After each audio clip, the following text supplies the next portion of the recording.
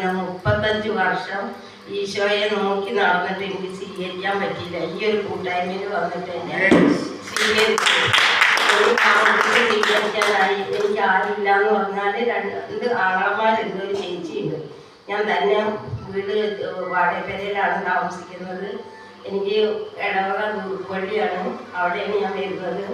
10,000 രൂപ ബസ്സിന് ചിലവാക്കണം. എന്നിട്ടാണ് ഞാൻ മിക്കവാറും ദിവസങ്ങളിൽ കുർബാനയ്ക്ക് പോകും. എല്ലാ ദിവസവും എത്തില്ല, 2 ദിവസമൊക്കെ ഒഴിവാകും. ബാക്കിയുള്ള ദിവസങ്ങളെല്ലാം പോകും. വാടകയ്ക്ക് താമസിക്കുന്നു.